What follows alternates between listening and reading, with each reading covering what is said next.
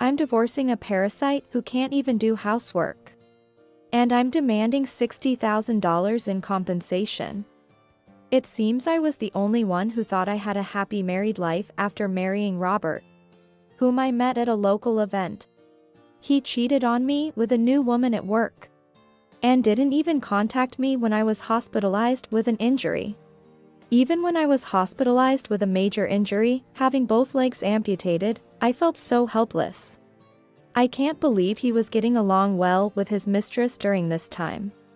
On top of that, to think he could say such awful things with a straight face. I've become so disheartened. Yes.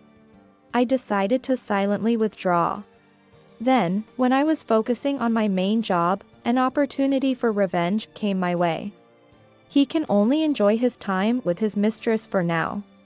He should be prepared. People who can hurt others without remorse deserve appropriate responses. I'm Mary Gordon, and I'll be 35 this year. Since graduating from college, I've been helping with the family business and working part-time at an office. When I first started working part-time right after college, some people looked at me strangely, but I've gotten used to those reactions.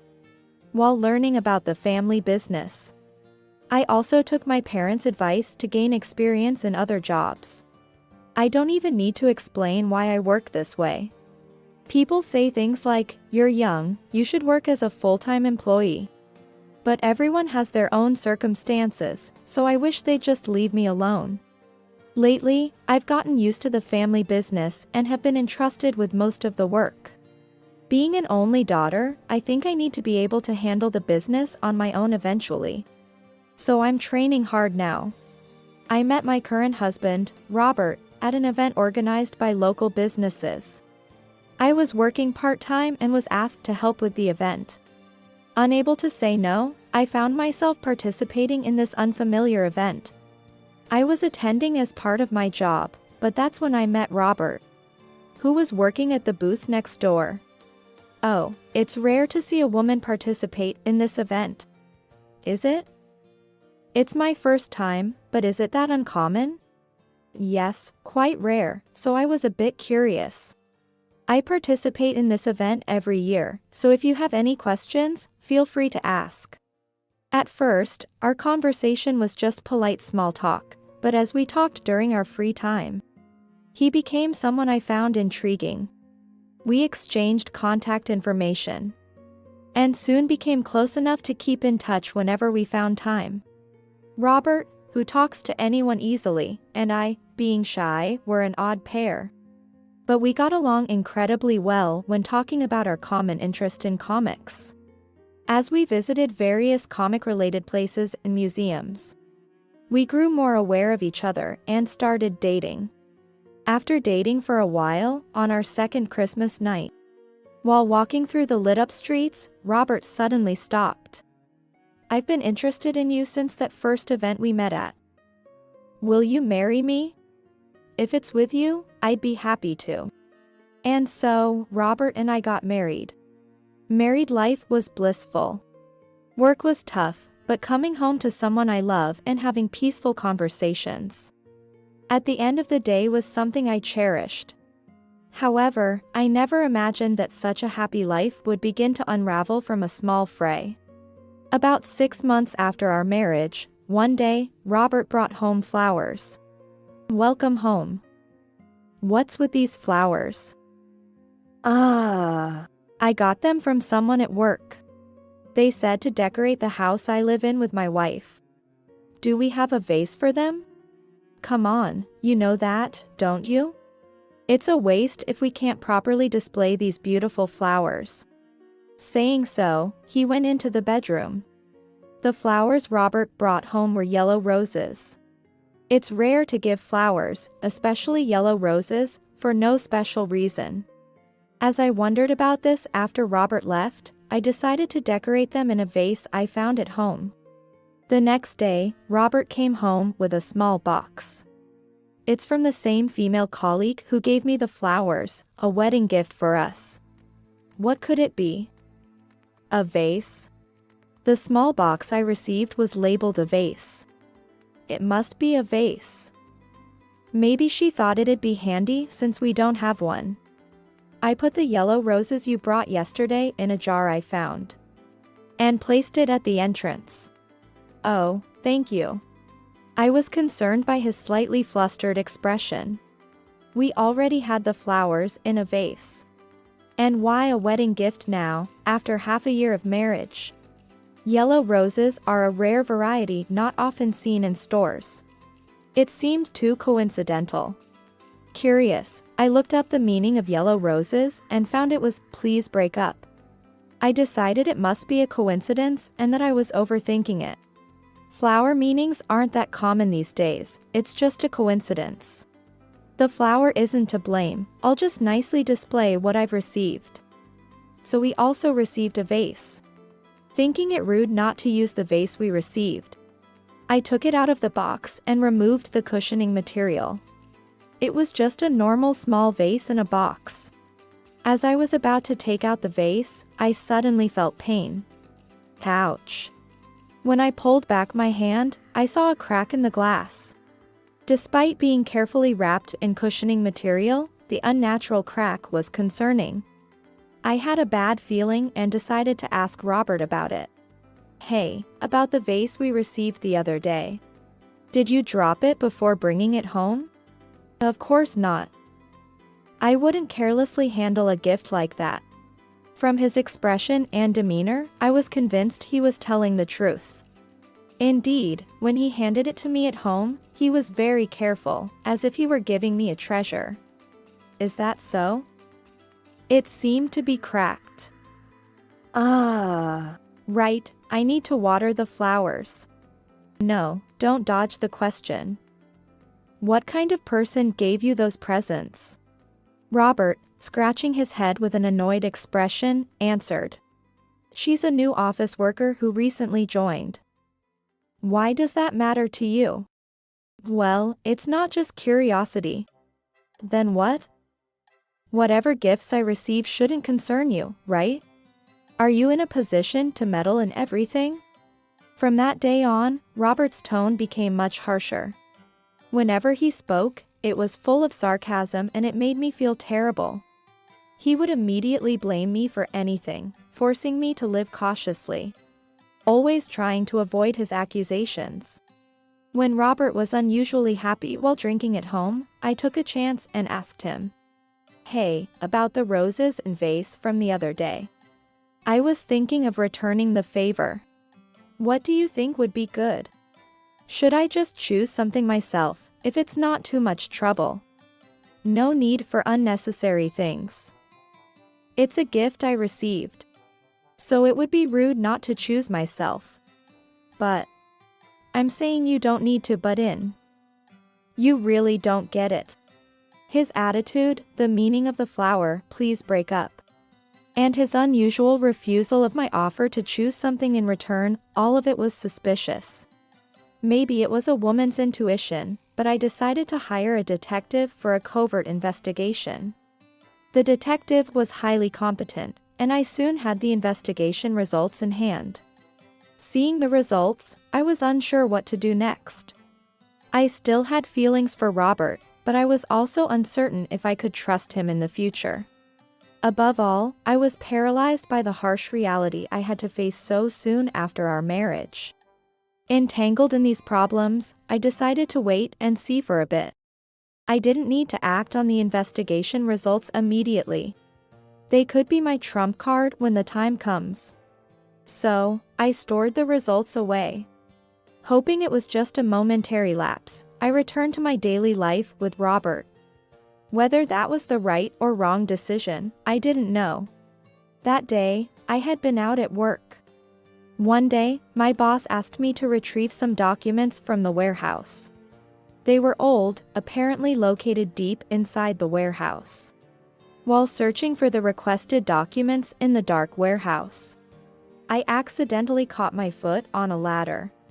Unfortunately, I got tangled up in piled up documents and containers. And they came crashing down on me with tremendous force. Unable to get out of the way, I ended up buried under a mountain of documents and containers. I was found by someone from another department who happened to have business in the warehouse and was rushed to the hospital. It seemed I had lost consciousness under the containers and didn't have the memory of it. When I woke up, the doctor immediately told me something devastating. Apparently, the way the containers fell caused severe injuries, and I had to have both of my legs amputated. Unable to accept this reality immediately after waking up, I could do nothing but stay in my hospital room. What could I do now, without my legs? What concerned me most, though, was Robert. It hadn't been long since we got married, and there was still unresolved tension between us due to the recent incidents. With the gift of roses and a vase, we had lived without major issues since our marriage, so it gnawed at my mind.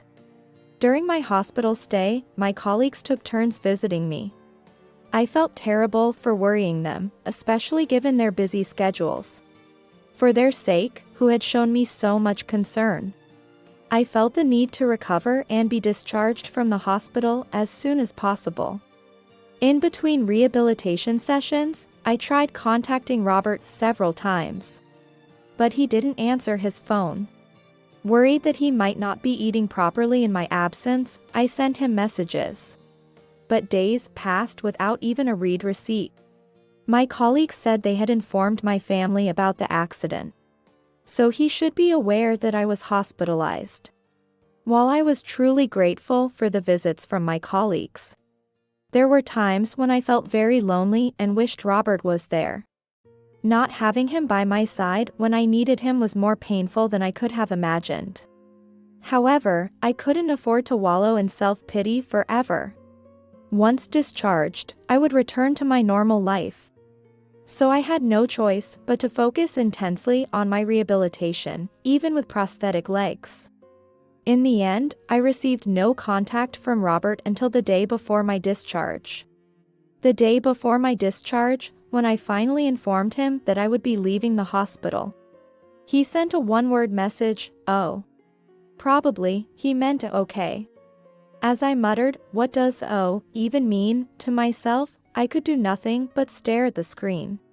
In the end, I had a particularly close colleague from work pick me up and help me with my discharge.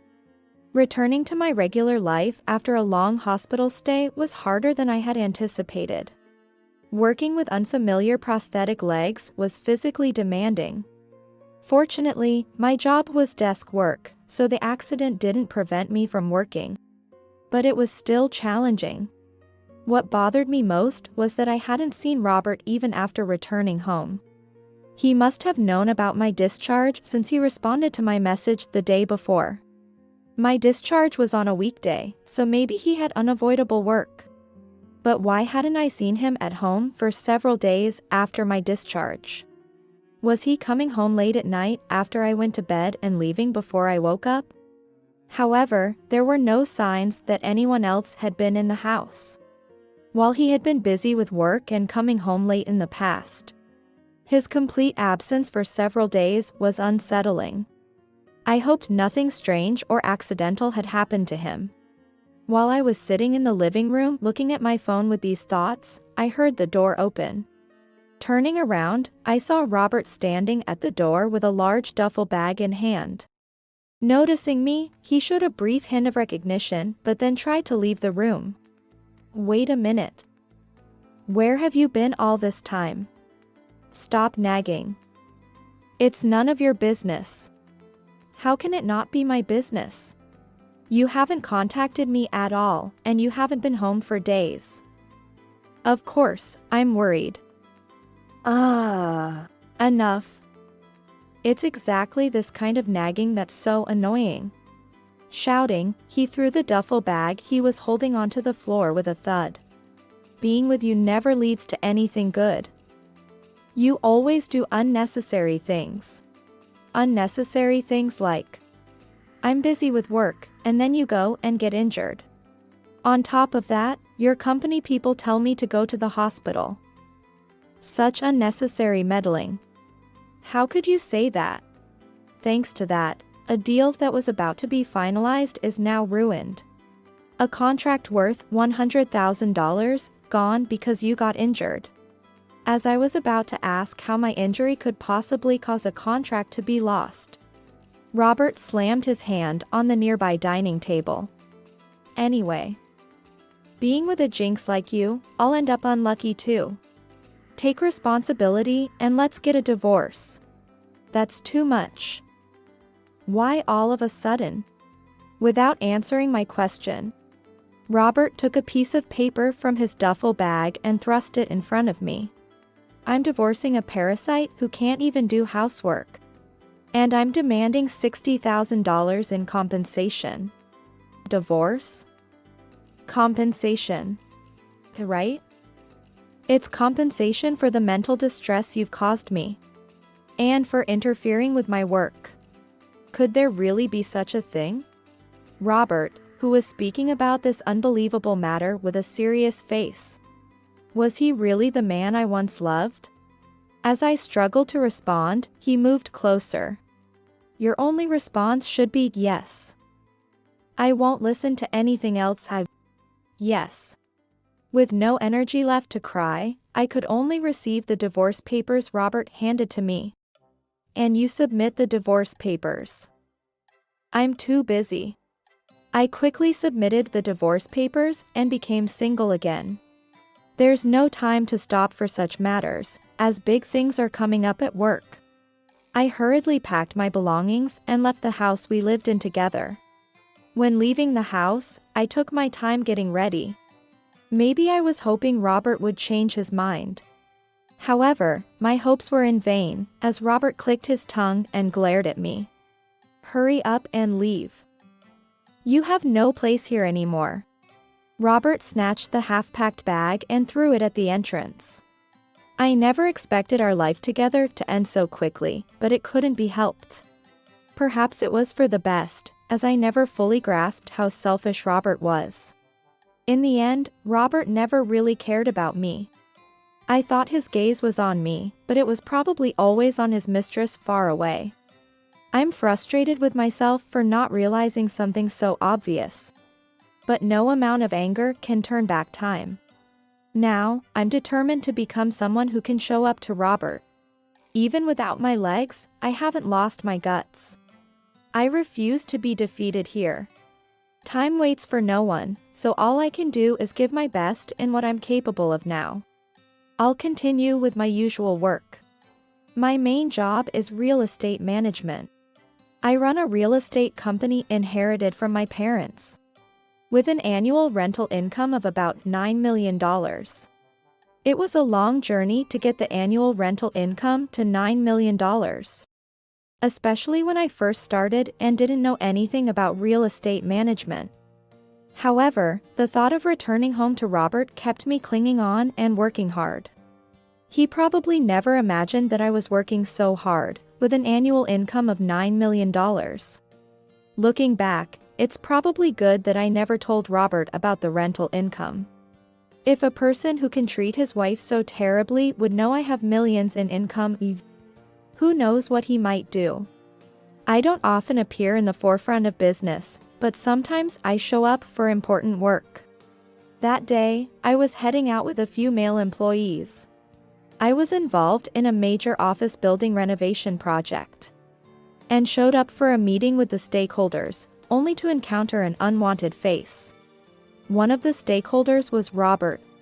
He acted as if he hadn't noticed me, clearly intending to completely ignore me. Yet, I couldn't help but be bothered by the female employee standing next to Robert. It wasn't just because I was his ex-wife. Their behavior was too conspicuous for a professional setting. I noticed them talking intimately among the many employees and decided to confront them boldly. I'm pleased to be working together. You're the one who sent the flowers recently, right? The woman, talking amiably with Robert, turned to me and smiled. Yes. Did you enjoy the yellow roses? I hadn't mentioned yellow roses. Yellow roses are rare, and the way she casually mentioned them made it clear she was the one. Her smile was as radiant as a rose, but her eyes felt like a murky swamp. hiding inscrutable thoughts and schemes. This was no ordinary affair. To send such a declaration of war to a married woman was not normal. Bingo. It was she who sent the yellow roses and the broken vase, claiming it was a wedding gift. Yes, very much. A thoughtful person like you must have wonderful encounters. Thanks to that, I'm now engaged to marry Robert.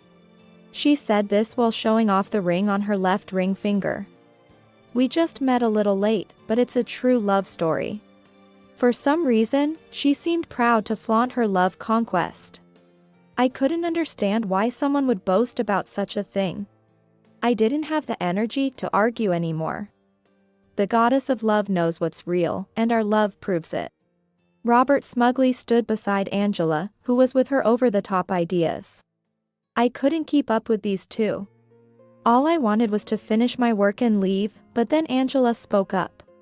By the way, isn't the person in charge of the office building renovation late? What are they thinking, making us wait? After Angela had just finished boasting about her love conquest and talking about the power of love, she suddenly started acting like a capable woman. This almost made me burst out laughing.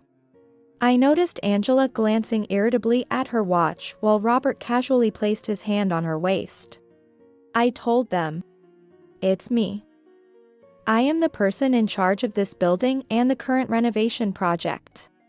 The two of them stared at me with dumbfounded expressions. Robert's face, already looking foolish, seemed even more so. Now you're lying too? Despite losing your husband. I think that statement is inappropriate in this setting. She dismissed my statement as a lie. Her reaction was telling. However, Robert's expression turned to shock, and he pointed at me. That can't be true, right? You're just a clerk. I was doing office work while helping with the family business. This is the family business. I didn't mention it because there was no need to. But now, it's none of your concern anymore. Robert and Angela still seemed incredulous. But after confirming with other employees and stakeholders, they finally seemed to accept it.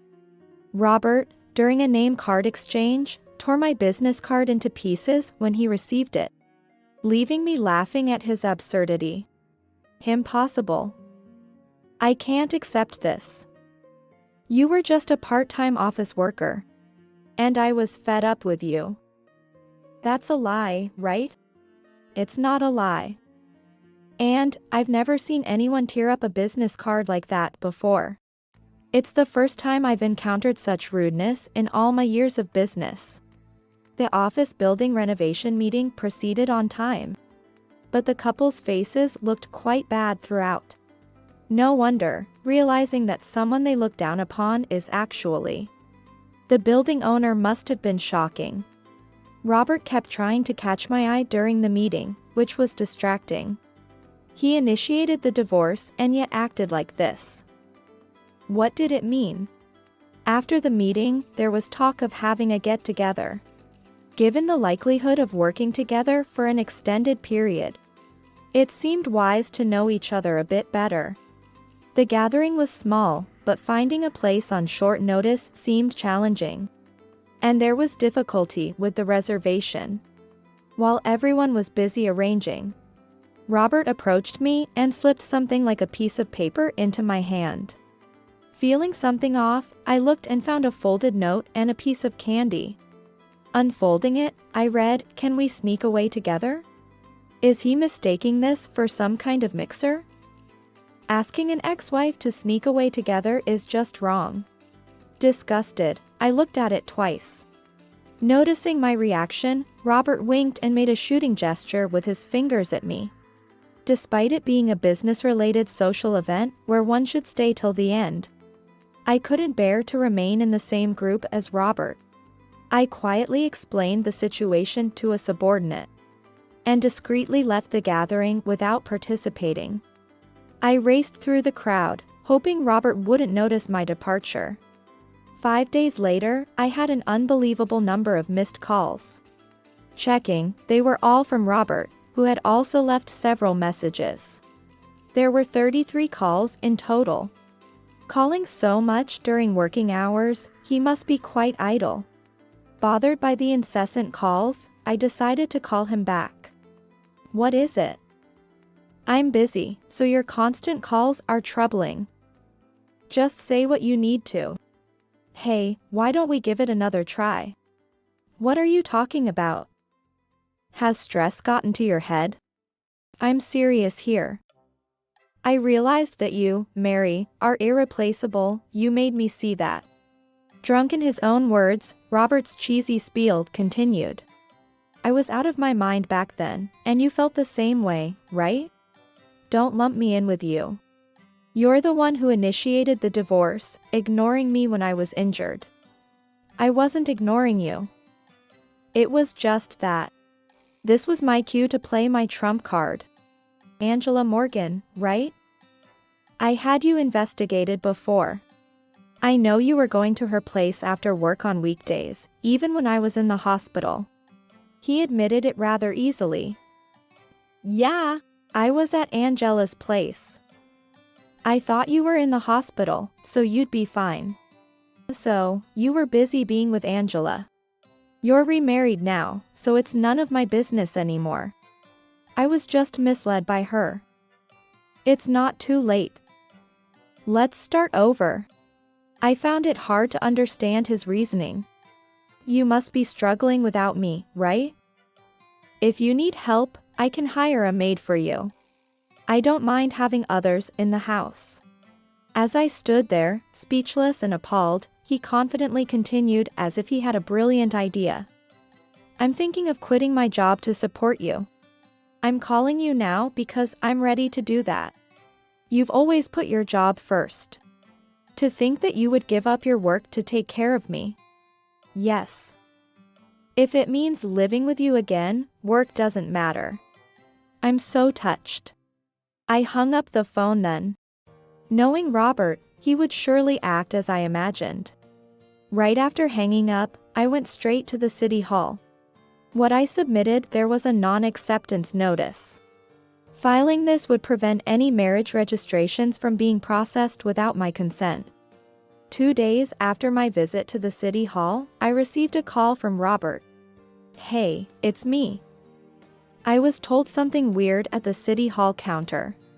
Weird like what? Well, they said they won't accept it or something like that. What are you trying to say?